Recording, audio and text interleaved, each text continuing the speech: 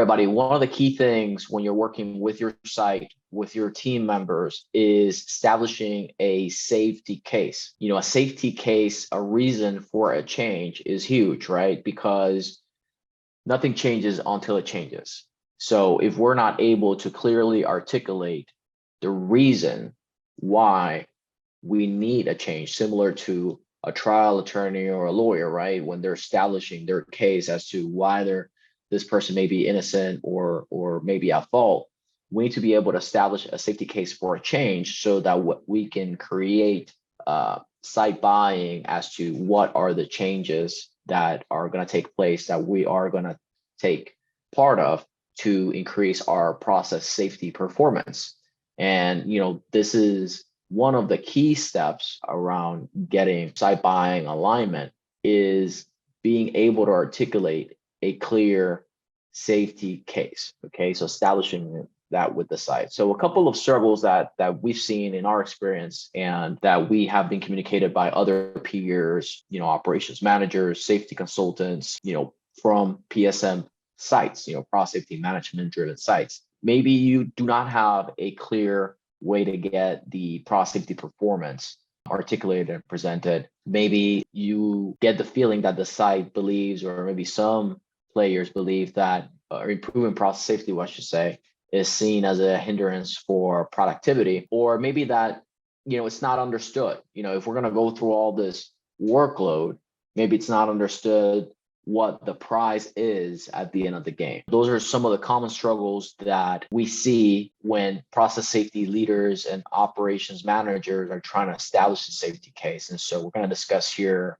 3 key steps that are really required, that we've seen as we've put into practice in multiple sites for process safety leadership to be clear on, so that you can actually have a solid safety case. Felipe, anything to add to that? I think those struggles, like you said, are the ones we often encounter. And sometimes it's not exactly staring you in the face. For example, improving process safety being seen as a hindrance to productivity, but it might even be in the subtleties or in the way you notice what's prioritized and what's not. There is where you can see whether process safety is seen as something that's worth the time, or if it's something that feels more like an obligation just to satisfy maybe a regulation or something like that, while feeling more like a hindrance to productivity. As Joel said,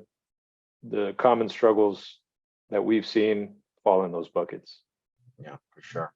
So we've really gone ahead and distilled it down to main 3 steps. Obviously, these are kind of the highest level steps that we've seen to successfully be able to establish a safety case, and that we believe that help you as a process safety leader establish a safety case. So, the first one being able to present your process safety KPI performance data, being able to clearly highlight what are the high risk events, what are the most frequent events as well, and benchmark those against industry peers.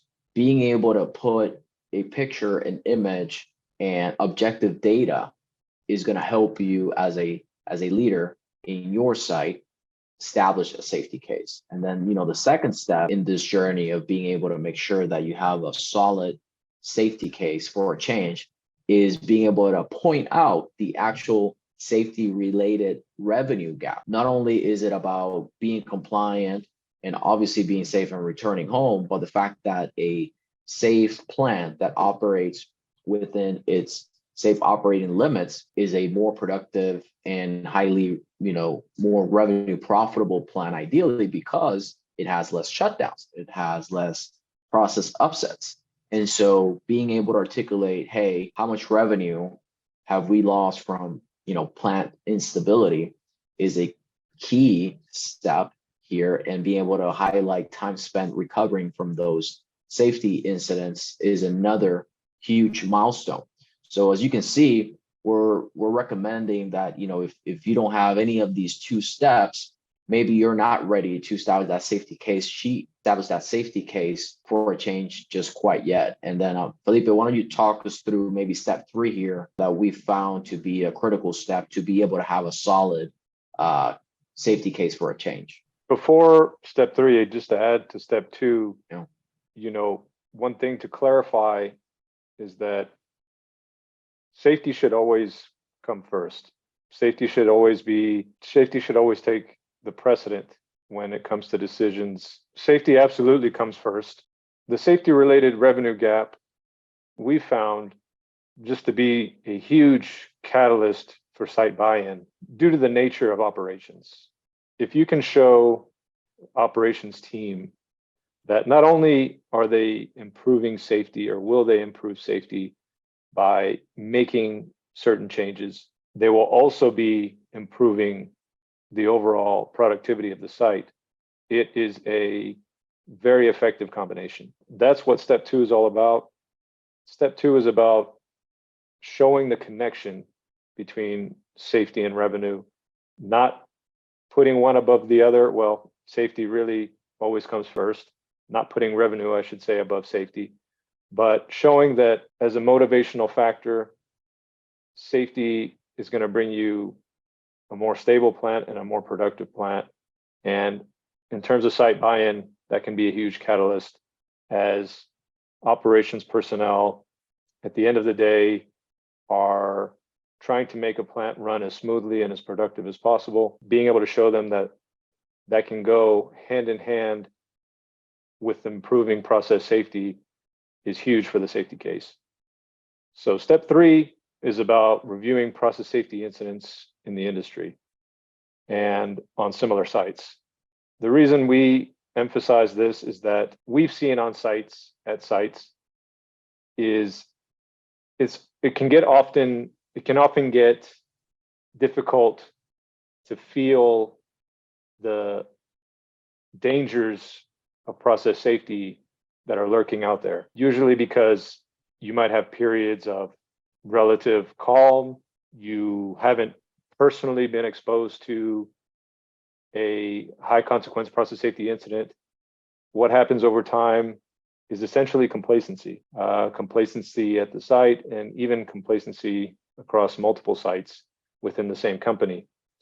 And reviewing process safety incidents keeps the potential consequences in mind so that you can remind yourself what's at stake and remind the site teams why it's important to care about process safety, why process safety should be improved, ultimately why changes need to be made to make sure that the site doesn't end up falling into a similar situation as incidents that have already occurred in the past. So it really helps you emphasize the need to look out for each other and strengthen that safety case for change.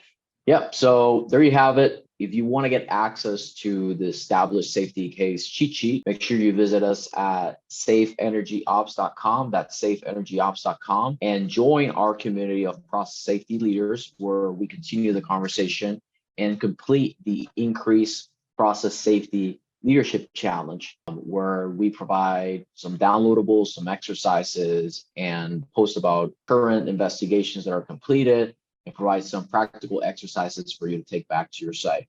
So hopefully you enjoyed this video on how to establish a safety case for a change, and make sure you download a copy of our established safety case cheat sheet by joining our increased process safety leadership challenge. It's 100% free. There's no tuition to be paid. You can join and network with like-minded people and get access to more resources and some tools that you can take back to your site and help you moving the process safety leadership conversation forward. Until next time, see you guys and gals in the next video.